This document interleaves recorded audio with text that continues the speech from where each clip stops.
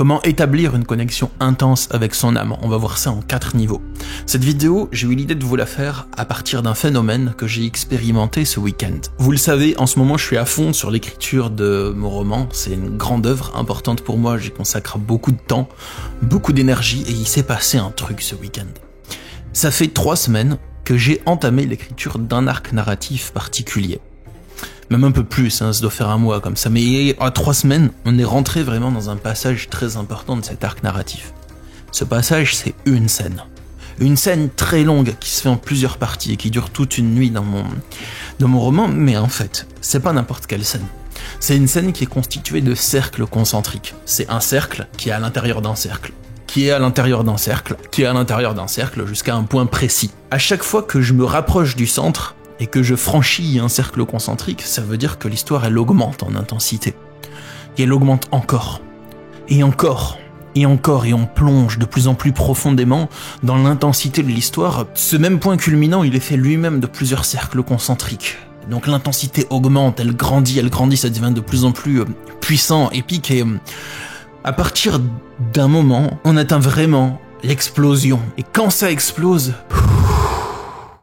À ce moment-là, je me suis relâché totalement. Ça faisait 3 semaines que j'avançais, que j'écrivais tous les jours, non-stop. Il y a aucun jour où j'écrivais pas, parce que je voulais rester connecté à mon récit, et l'intensité, elle était de plus en plus grandissante, les scènes de plus en plus intenses. C'est pour ça, il fallait que je sois totalement connecté avec mon âme, il fallait que je sois totalement dans le flow, que je sois aligné avec moi-même, et que chaque jour, j'arrive à rentrer en état d'hyperconcentration, donc que mon esprit soit libre, aucun problème dedans. Juste de la créativité et juste le compte de sommeil nécessaire pour être capable d'entrer en état d'hyperconcentration. Et jour après jour, les matins, je me levais ultra tôt pour écrire, et ensuite je faisais une sieste, et ensuite je reprenais une session d'écriture, et ensuite je redormais, mais juste ce qu'il faut pour entrer en état d'hyperconcentration. Et c'est pareil l'après-midi, et j'avais des consultations avec vous entre-temps, donc on fait les consultes, normal, ça se passe bien, et le lendemain je reprends l'écriture, et ainsi de suite, ça pendant 3 semaines, jour après jour, en avançant dans les cercles concentriques de concentration, jusqu'à ce que samedi, on en était à l'apothéose, la séance la plus intense d'écriture, et je croyais même pas que j'allais la finir samedi, mais j'avançais, jour après jour, sans me poser de questions. Je me disais pas, je vais finir tel jour, telle scène, non. Je croyais que j'allais la finir rapidement, mais je me rendais compte que c'était long, il fallait progresser. Et samedi, on atteint le point de rupture, le climax est là. Enfin, on s'effondrait. Et à ce moment-là, j'ai senti un relâchement physique, une sorte de décompression physique, parce que l'émotion de mon personnage était également mon émotion à moi. Et quand mon personnage s'est relâché, mon organisme lui aussi s'est relâché, mais j'ai lâché un souffle. Je marchais dans la rue, je soufflais, je me disais putain, qu'est-ce qui vient de se passer? Waouh! C'était la session d'écriture la plus intense de toute ma vie qui s'est passée samedi. Et je l'ai cultivé, ça. C'est pas un hasard parce que l'inspiration passait par là et que j'ai su la capter au bon moment. Non. J'ai un processus pour ça. J'ai un processus pour établir une connexion intense avec mon âme. Je vous explique comment je fais. On va voir ça en 4 niveaux. Je les ai notés sur mon téléphone. Pourquoi pas sur un cahier comme d'habitude? Parce que j'ai eu l'idée fulgurante de vous faire cette vidéo sous la douche. Et oui les amis, parce que la douche, avec l'eau, je sais pas, ça me permet de me concentrer, c'est un très bon vecteur pour canaliser des idées. Donc quand je sors de la douche, je prends mon téléphone et je note tout vite. Le téléphone est à portée de main parce que j'écoute des musiques sous la douche. En général, j'écoute Tinariwen, c'est un groupe de blues touareg. Bref, les amis, 4 niveaux pour se connecter à son âme. C'est-à-dire, il y a 4 choses à faire pour rentrer dans un flow intense. Ah oui, les amis, j'ai juste oublié de vous dire qu'est-ce que c'est l'âme. Je vais pas trop m'attarder, j'ai fait plein de vidéos où j'en parle, donc on fait vraiment un petit topo. Pour moi, notre âme, c'est une sorte de soleil qu'on a à l'intérieur de nous, énergétiquement parlant. C'est pas de la théorie, ce que je vous dis, c'est vraiment du ressenti. C'est des mots que je place sur ce que je vis dans mon quotidien. Et c'est parce que je le vis que j'en viens à en parler. C'est pas la théorie qui m'amène à faire l'expérience. C'est l'expérience qui m'amène à poser ces mots dessus.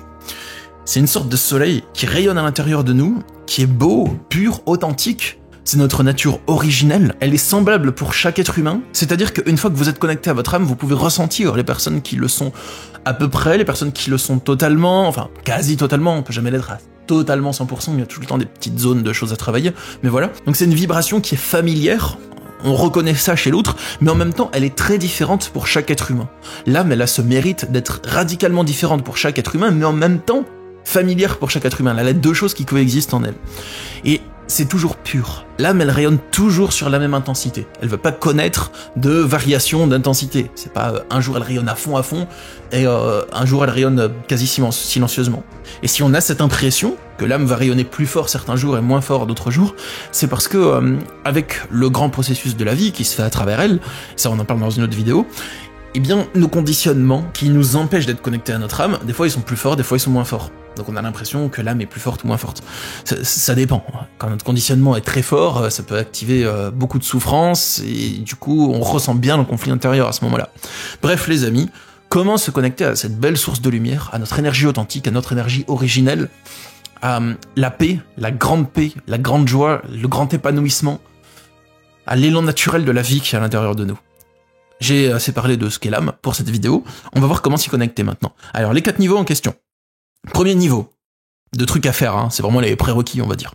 Si vous voulez arriver à vous connecter à votre âme, il va falloir libérer l'esprit des encombrants. Ça veut dire que si votre esprit il est obstrué par plein de choses, vous allez avoir du mal à vous connecter à votre âme. Alors ces choses, ces encombrants, qu'est-ce que c'est? C'est soit les tâches à faire qui vont occuper votre esprit. Si vous êtes tout le temps en train de réfléchir à des tâches que vous devez faire et que vous les avez pas notées, que ça pollue votre esprit et que vous retenez trop de choses que vous avez à faire, ça va vous empêcher d'être serein et votre esprit est déjà obnubilé, focalisé sur certaines choses. Mais surtout, les encombrants qui nous empêchent vraiment de nous connecter à notre âme, c'est tout ce qui est de l'ordre des pensées obsessionnelles.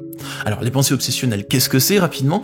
C'est toutes les réflexions et les ruminations, toutes les cogitations que vous avez dans la tête et qui provoquent de la souffrance. Quand vous culpabilisez en boucle, quand vous angoissez en boucle, quand vous êtes méga triste, quand vous êtes en colère en boucle. C'est vraiment toutes les réflexions en boucle qui vont parasiter vos pensées, qui vont rester tout le temps dedans. C'est des réflexions qui n'évoluent pas. Donc vous pouvez cogiter là-dessus pendant 5 heures. Vous n'avez pas l'impression d'avoir avancé par rapport à la résolution du problème concerné. Donc, les pensées obsessionnelles, c'est tout ça, et ça provoque des émotions de souffrance, et ça encombre l'esprit, donc c'est limite impossible de canaliser l'énergie de son âme quand il y a ces pensées-là qui sont au premier plan de notre esprit. Alors quand je dis se libérer des encombrants, ça veut pas dire que tout doit être parfait dans votre vie, parce qu'on a toujours des choses à modifier, des axes de travail intérieur, de l'évolution, mais au moins, pendant les moments où vous vous connectez à votre âme, il faudrait que ce soit possible que votre esprit ne soit pas en proie à une boucle de pensées obsessionnelles. Donc il faut régler ces problèmes. C'est difficile d'être créatif quand on est à fond dans les problèmes qu'on a dans notre vie. Donc essayez de les régler, réglez-les un par un, au rythme qui est le vôtre, mais sachez que plus vous allez les régler, plus sera facile et aisé la connexion à votre âme. Premier niveau, libérer l'esprit des encombrants. Deuxième niveau, laisser de la place. Alors oui, on a fait de la place dans l'esprit en le libérant de ces encombrants, mais c'est pas de ça dont je parle. C'est de la place dans votre vie. Du temps pour laisser votre âme s'exprimer. Il se peut que vous ayez pas de pensée obsessionnelle dans votre vie, que ce soit plutôt cool, mais votre temps est toujours blindé et il n'y a aucun moment où vous avez de la place. Peut-être que vous ne souffrez pas, mais le matin vous vous levez, vous pensez à tel truc, vous faites le travail, vous cherchez les enfants à l'école, vous pensez à tel truc le soir, ensuite vous voyez les copains, vous dormez, le matin pareil, rebelote, vous vous levez, vous pensez à certaines choses précises, les enfants à l'école, le travail, pause midi avec les collègues, le soir on sort avec les potes, et les enfants le soir, et ensuite on est trop crevé, on va dodo, et ainsi de suite, et c'est pareil tous les jours. Et ce mode de vie, c'est même pas quelque chose que je critique, c'est juste que s'il y a aucun slot, aucune fenêtre libre dans votre vie, bah ça va être dur d'établir une connexion intense à votre âme. Et peut-être que votre mode de vie vous convient, et c'est très bien. Là, je parle vraiment aux gens qui sont désireux de développer cette connexion-là, tout simplement. Si vous estimez que vous êtes entièrement connecté à vous-même, ou suffisamment, tout simplement, et que c'est bon pour vous, que votre mode de vie est bon pour vous, il n'y a pas besoin de faire des changements. Je suis pas en train de culpabiliser les gens qui ont ce mode de vie, pas du tout. Moi, mon mode de vie aussi... il est bien bourré, il est bien blindé, mais il y a des choses qui me connectent à mon âme, justement. Mais bref, chacun fait comme il le veut, je pense que vous avez compris le message que je veux vous transmettre, mais si vous êtes désireux d'accentuer cette connexion, de l'épaissir, de la rendre plus présente dans votre vie, alors il faut laisser des fenêtres de vide, des fenêtres de temps que vous allez prendre pour vous connecter à votre âme. Comme j'avais entendu Lia Song de Rising Appalachia le dire dans un cours en ligne, c'était qu'on n'a jamais trop d'espace. Et que pour être créatif et écrire ses chansons, elle se laisse de l'espace. Et elle encourage les gens à se laisser de l'espace. Elle dit qu'on n'a jamais trop d'espace dans notre vie. Alors certes, c'est pas évident dans notre mode de vie occidental pour tout le monde de se laisser de l'espace, mais faites-le. Alors justement, on va voir. Le troisième niveau, que faire? C'est ce que j'appelle le slow flow. Le flow, c'est quand vous rentrez dans l'état de connexion, d'hyperconcentration, de présence, de créativité. Vous êtes dans l'instant présent. Vous n'êtes pas en train de cogiter, de réfléchir, vous êtes en train d'être. Ça peut être parce que vous vivez un moment de joie intense avec quelqu'un, ça peut être parce que vous faites l'amour et que vous jouissez de cet instant, ça peut être parce que vous rencontrez un de vos meilleurs amis que vous n'avez pas vu, vous êtes juste dans le flow en train de lui parler, et ça peut être parce que vous créez. Et quand vous êtes dans la créativité et que vous téléchargez les données, que vous les exécutez, que vous les mettez en forme, tout ça, là, il y a le flow, il y a la connexion intense, et si c'est l'énergie de votre âme que vous captez, et que ce flow, il est pas là parce que vous canalisez un truc forcément avec votre mental, mais que vous êtes aligné sur l'énergie de votre âme, là, il peut y avoir une connexion très intense qui s'établit. Alors, qu'est-ce qu'on va faire pour rentrer dans l'état de flow? Je vais vous expliquer ce qui marche pour moi, tout simplement. Comme ça, vous pouvez peut-être vous en inspirer et le reproduire. Déjà, pour entrer en état de flow et de connexion intense dans le moment présent, tout ça, il me faut un bon sommeil. Il faut que je dorme suffisamment. Alors moi, j'ai la chance de pas avoir besoin de beaucoup de sommeil pour être opérationnel. Mais plus j'ai mon compte de sommeil, mieux ça marche. Un truc qui marche bien, c'est de faire des siestes. Soit des micro-siestes dans la journée pour récupérer, soit des macro-siestes le dimanche, un bon petit 14-19 là. Oh, le dimanche. Oh. Ça fait du bien ça. Des fois je rattrape la dette de sommeil le dimanche. Mais bref, un sommeil suffisant. Pour rentrer dans la connexion avec votre âme, vous pouvez faire 2 types d'activités que je vous recommande. Il y en a peut-être plus, mais c'est celle que je vois. La première, c'est des activités de créativité, et une créativité que vous aimez. Plus vous aimez cette créativité, et plus elle vous connecte, plus ça va être facile de rentrer dans le flow. Surtout si vous avez un projet en rapport avec cette créativité, et que ce projet il est aligné avec la volonté de votre âme. Quelque chose qui marche bien aussi, c'est de faire des activités où il n'y a pas à penser. Allez à la piscine, allez à la forêt, nagez, posez-vous et faites rien. Sortez dehors sans téléphone, sans écouteurs, sans rien. Bon, si vous êtes une femme et que vous allez dans les bois, il faut peut-être se protéger, enfin voilà, c'est pas ce que je dis. Prenez du temps vide. De préférence dans la nature, c'est encore mieux. Et quand vous êtes là-dedans, laissez votre esprit vagabonder. Vous pouvez le lancer sur un sujet. Par exemple, comment être connecté plus avec moi-même. Comment me connecter avec mon enthousiasme. Qu'est-ce que je ferais dans ma vie si je suivais mon enthousiasme? Comment me sentir plus aligné sur ma vocation? Comment m'incarner davantage et incarner davantage mon âme dans mon quotidien?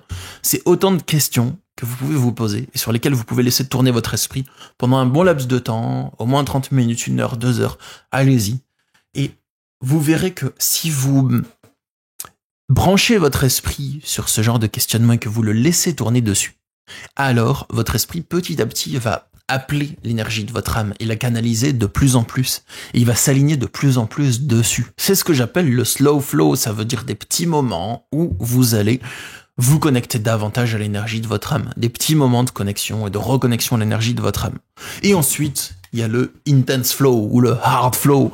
C'est ce que j'ai vécu et ce que je vous ai raconté au début de la vidéo. C'est quand, sur une période de plusieurs jours consécutifs, je vais rester entièrement aligné sur l'énergie de mon âme. Mais ça, il a fallu que je l'organise.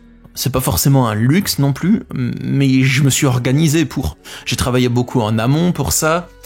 J'ai créé mon cadre de vie qui me le permet. Et j'ai pris des risques aussi. Je prends des risques en mettant à fond dans l'écriture de ce livre et en y consacrant la plupart de mon temps. On verra où ça me mène. J'espère que je regarderai cette vidéo dans plusieurs années. Salut Stan du futur. Inch'Allah, et que je verrai que j'ai grave réussi et que j'ai trop bien fait d'écrire ce livre. Donc, mais peu importe l'étendue phénoménale du succès qu'il rencontre, je le fais parce que je dois le faire. Ce projet, il est en accord avec mon âme. Mais pour ça, j'ai dû le trouver. J'ai dû prendre du temps pour écrire mes désirs, pour essayer d'écrire quels étaient mes désirs, comment je me voyais dans le futur, qu'est-ce qui m'apportait le plus de joie, quelle était la version de moi dans le futur que j'avais le plus envie de rejoindre. Et j'ai fait ça pendant des jours et des jours et des jours jusqu'à arriver à toucher le cœur des choses, que c'était l'écriture qui m'importait le plus et que ce récit, il était important pour moi. J'ai organisé des longues plages de travail où chaque jour je peux m'atteler là-dessus et rentrer dans un processus créatif de plus en plus intense. Et quand je fais ça, c'est tellement beau à vivre, c'est la plus belle chose que j'ai vécue de toute ma vie, je pense. D'être dans ce processus, dans cette connexion à mon âme, tous les jours, non-stop, de la prolonger, de la prolonger, de la prolonger encore. C'est vraiment la plus belle chose que j'ai vécue de toute ma vie et je souhaite la vivre toute ma vie, faire en sorte de la vivre toute ma vie. Voilà les amis, ce que je souhaitais vous partager. J'espère que cette vidéo elle a pu vous inspirer, vous apporter quelques clés, quelques notions, quelques idées pour établir et accentuer la connexion avec votre propre âme, parce que l'âme, votre âme les amis, c'est la plus belle chose qui existe au monde. Pour vous, pour moi aussi, c'est vraiment la plus belle chose qui existe au monde les amis.